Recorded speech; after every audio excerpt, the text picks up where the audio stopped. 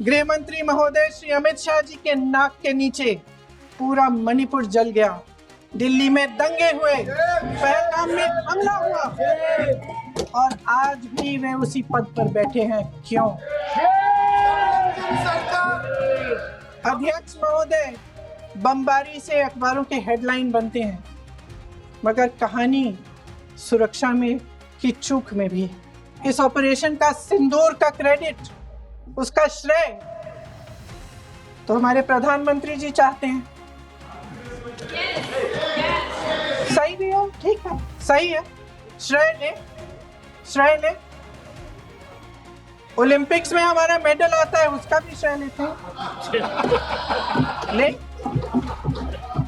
लेकिन सिर्फ श्रेय लेने से नहीं होता नेतृत्व, जिम्मेदारी भी लेनी पड़ती है। जितने भी लोग बैसारन वैली में थे और जो 25 भारतीय मारे गए, उनके लिए कोई सुरक्षा नहीं थी, कोई सुरक्षा नहीं थी। आप कितनी भी ऑपरेशन कर डालें, आप इस सच्चाई के पीछे छुप नहीं सकते, इसे नकार नहीं सकते। आपने उनको सुरक्षित नहीं किया। कोई शर्म नहीं है, कोई शर्म नहीं है, कोई शर्म नहीं है और ना कभी होगी। इस देश के नागरिकों की सुरक्षा की जिम्मेदारी किसकी है? क्या इस देश के प्रधानमंत्री की नहीं है? क्या इस देश के गृह मंत्री की नहीं है? क्या इस देश के रक्षा मंत्री की नहीं है? क्या एनएसए की नहीं है? क्या आईबी चीफ ने अपना इस्तीफा दिया? गृह मंत्री जी के कार्य क्षेत्र में आता है इंटेलिजेंस ब्यूरो। क्या गृह मंत्री जी ने इस्तीफा दिया? इस्तीफा छोड़िए, जिम्मेदारी ली। साहब देखिए, इतिहास की बात आप करिए, मैं वर्तमान की बात करना चाहती हूँ। आपको तो एक बहाना चाहिए, आपको तो एक बहाना चाहिए। पूरे परिवार का नाम गिनवा देते हैं। अरे अपनी जिम्मेदारी खुद लीजिए। 11 सालों के लिए तो सत्ता में आप हैं। कल भी रक्षा मंत्री जी ने कहा कि हमारे इंफ्रास्ट्रक्चर का नुकसान नहीं हुआ, तो जहाजों के बारे में भी बता दें, साफ साफ बता दें, क्या हर्ज है? सच्चाई तो है। सवालों से बचने के लिए ये सरकार हमेशा प्रयास करती है। इसकी राजनीतिक कायरता बेमिसाल है। देशवासियों के प्रति जवाबदेही का एहसास ही नहीं है। सच्चाई ये है कि इनके दिल में जनता के लिए कोई जगह नहीं है, सब राजनीति है। कल माननीय गौरव गोगोई जी ने अपने भाषण में पूछा गृह मंत्री जी से, क्या आपकी जिम्मेदारी नहीं थी? मैं देख रही थी। राजनाथ जी, रक्षा मंत्री जी यूं यूं अपना सर हिला रहे थे, कुछ बोले नहीं। अंदर से ये महसूस हुआ होगा कि यहाँ कुछ जिम्मेदारी थी, लेकिन माननीय गृह मंत्री महोदय जी हंस रहे थे, वे हंस रहे थे।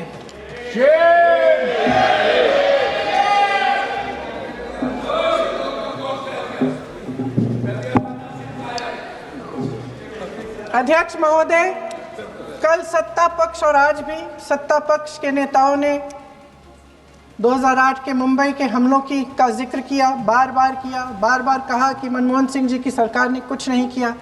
ये तो जानकारी होगी ना कि उसी समय जब वो आतंकवादी हमला चल रहा था, तभी उन आतंकवादियों को मार डाला था, एक बचा था और उसको भी फांसी दे दी थी 2012 में। महाराष्ट्र के मुख्यमंत्री ने इस्तीफा दिया। देश के गृह मंत्री ने जिम्मेदारी लेकर इस्तीफा दिया। एक जवाबदेही थी पब्लिक के प्रति, एक जवाबदेही थी इस देश की जनता के प्रति, इस देश की धरती के प्रति।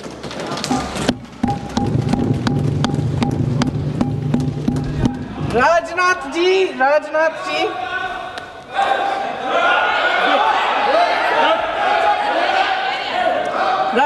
जी तो पुलवामा, उरी और पठानकोट के समय गृह मंत्री रहे थे। आज वे रक्षा मंत्री हैं और हमारे गृह मंत्री महोदय श्री अमित शाह जी के नाक के नीचे पूरा मणिपुर जल गया, दिल्ली में दंगे हुए, पहलगाम में हमला हुआ और आज भी वे उसी पद पर बैठे हैं। क्यों? अध्यक्ष महोदय, बमबारी से अखबारों के हेडलाइन बनते हैं, मगर कहानी सुरक्षा में की चूक में भी है। आज देश खोखले भाषण नहीं सुनना चाहता, देश जवाब चाहता है, तसल्ली चाहता है कि सच उससे छिपाया नहीं जाएगा। देश जानना चाहता है कि उस दिन अप्रैल 22, 2025 को क्या हुआ और क्यों हुआ। आप तो खुद अपनी पीठ थपथपाने में लगे रहते हैं। सेना, देश, संसद से सच छुपाते हैं। ऑपरेशन सिंदूर जब शुरू हुआ, हम सब ने समर्थन किया, सब एकजुट होकर खड़े हो गए इस देश के लिए। दोबारा होगा, दोबारा खड़े हो जाएंगे। अगर हमारे देश पे हमला होता है तो यहाँ इस सदन में किसी भी पार्टी का हो, कोई भी हो, सब आपका समर्थन करेंगे। और हमें अपनी सेना पर गर्व है कि उन्होंने इस बार भी दृढ़ता से लड़ाई लड़ी, धैर्य से लड़ाई लड़ी, वीरता से लड़ाई लड़ी। लेकिन इस ऑपरेशन का सिंदूर का क्रेडिट, उसका श्रेय तो हमारे प्रधानमंत्री जी चाहते हैं। सही भी है, ठीक है, सही है, श्रेय ले। ओलंपिक्स में हमारा मेडल आता है, उसका भी श्रेय लेते हैं, लेकिन सिर्फ श्रेय लेने से नहीं होता नेतृत्व, जिम्मेदारी भी लेनी पड़ती है।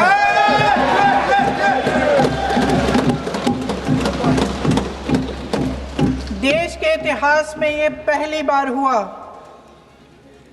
देश के इतिहास में ये पहली बार हुआ कि जंग होते होते ही रुक गई है जी। और इस रुकावट का ऐलान हमारी सरकार, हमारी सेना नहीं करती, अमेरिका के प्रेसिडेंट करते हैं, अमेरिका के राष्ट्रपति करते हैं। ये हमारे प्रधानमंत्री महोदय की गैर जिम्मेदारी का सबसे बड़ा प्रतीक है। आज गृह मंत्री जी ने इस बात पर उल्लेख किया।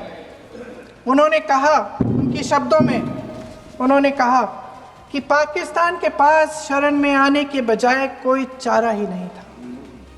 आपने शरण दिया क्यों? वो आते हैं आपके देश के अंदर, लोगों को मार डालते हैं और आप उनको शरण दे रहे हैं। क्यों दिया शरण? इसका जवाब क्यों नहीं दिया एक भी भाषण में? जैसे ये बात उठी, शरण की बात की, हमारे गृह मंत्री जी ने इतिहास में चले गए। नेहरू ने क्या किया, इंदिरा गांधी ने क्या किया, यहां तक कि मेरी मां के आंसुओं तक चले गए। लेकिन इस सवाल का जवाब नहीं दिया कि ये सीज फायर हुआ क्यों, ये जंग रुका क्यों, और तब क्यों रुका जब दुश्मन के पास कोई चारा नहीं था हमारे श्रेय में आने के बजाय। क्यों रुका ये जंग? इसका जवाब नहीं दिया। धन्यवाद। आप देंगे?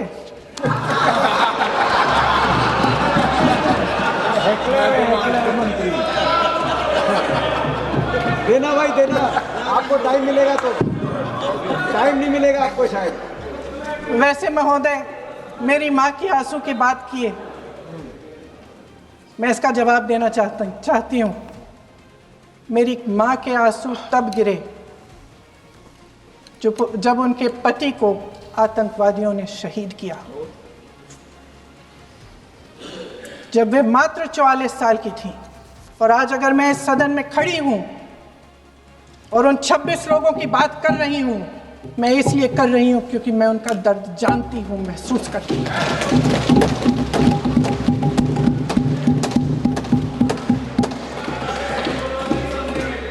अध्यक्ष महोदय, मैंने कहा कि देश का नेतृत्व सिर्फ उपलब्धियों का श्रेय लेने से मजबूत नहीं होता। सफलता और विफलता दोनों की जिम्मेदारी लेने से बुलंद होता है। ये सोने का ताज नहीं है, कांटों का ताज है। अध्यक्ष महोदय, जब सरकार झूठी और कायर हो तो वे बहादुर से बहादुर सेना के साहस और पराक्रम को भी कमजोर कर देती है। देश को प्रतिशोध के साथ साथ सबके प्राणों की रक्षा का प्रण चाहिए। सेना की शक्ति के साथ सरकार की सच्चाई भी चाहिए। महान देशभक्त शहीद इंदिरा गांधी जी, जिन्होंने सफल कूटनीति के बल पर अमेरिका के राष्ट्रपति निक्सन का मुकाबला करके पाकिस्तान का विभाजन करवाया, बांग्लादेश बनाया, 1 लाख पाकिस्तानी सैनिकों को आत्मसमर्पण करने पर मजबूर किया, उन्होंने कभी इसका श्रेय लेने की कोशिश नहीं की। ऑपरेशन सिंदूर का मकसद अगर पाकिस्तान को सबक सिखाना था तो शायद ये मकसद अभी अधूरा है, क्योंकि हमारी कूटनीति विफल रही है। इसका प्रमाण यही है कि ऑपरेशन सिंदूर के बाद एक पाकिस्तानी जनरल, जिसके हाथ खून से रंगे थे, अमेरिका के राष्ट्रपति के साथ बैठकर लंच खा रहे थे। अगर ऑपरेशन सिंदूर का मकसद आतंकवाद को खत्म करने का था तो पाकिस्तान को संयुक्त राष्ट्र के आतंकवाद विरोधी समिति का अध्यक्ष चुने जाने से इस मकसद को धक्का लगा है। इसकी जिम्मेदारी कौन लेगा? क्या हमारे प्रधानमंत्री लेंगे? क्या उनमें ये हिम्मत है? नहीं है। अगर इस ऑपरेशन के दौरान हमारे जहाजों का नुकसान नहीं हुआ तो सदन में इसे साफ साफ कहने से क्या डर है? क्यों नहीं कहा है? कल भी रक्षा मंत्री जी ने कहा कि हमारे इंफ्रास्ट्रक्चर का नुकसान नहीं हुआ, तो जहाज़ों के बारे में भी बता दें, साफ साफ बता दें, क्या हर्ज है? सच्चाई तो है। सवालों से बचने के लिए ये सरकार हमेशा प्रयास करती है। इसकी राजनीतिक कायरता बेमिसाल है। देशवासियों के प्रति जवाबदेही का एहसास ही नहीं है। सच्चाई ये है कि इनके दिल में जनता के लिए कोई जगह नहीं है। सब राजनीति है, सब पीआर है, सब प्रचार है, सब पब्लिसिटी है। देश की जनता के लिए आपके हृदय में कुछ नहीं रहा। बहुत समय हो गया है आप इस प्रचार में ही लिप्त हैं, जनता को देख नहीं पा रहे हैं।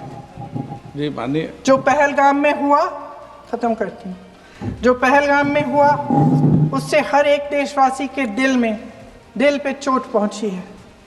हिमांशी नारवाल की गुहार ने हम सबको शर्मिंदा किया है। इसीलिए मैं आज यहाँ खड़े हुए एक आखिरी बात करना चाहती हूँ।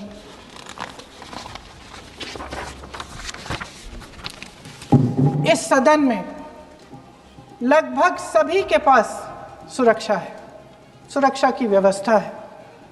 हम जहाँ भी जाते हैं हमारे साथ सुरक्षा कर्मी आते हैं। आपको भी मिल जाएगी, आप मंत्री बन जाएंगे, आपको भी मिल जाएगी। मैं मजाक की बात नहीं कर रही हूँ, थोड़ा सा धैर्य रखिए। उस दिन पहलगाम में 26 परिवार उजड़ गए। 26 लोगों को अपने परिवार के सदस्य के सामने मारा गया।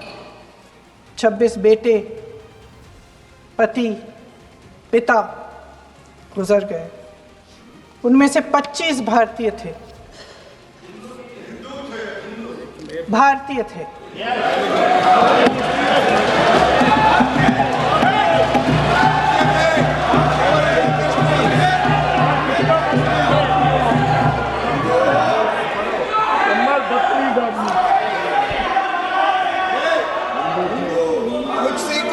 जितने भी लोग बैसारन वैली में थे और जो 25 भारतीय मारे गए, उनके लिए कोई सुरक्षा नहीं थी। आप कितनी भी ऑपरेशन कर डालें, आप इस सच्चाई के पीछे छुप नहीं सकते, इसे नकार नहीं सकते। आपने उनको सुरक्षित नहीं किया।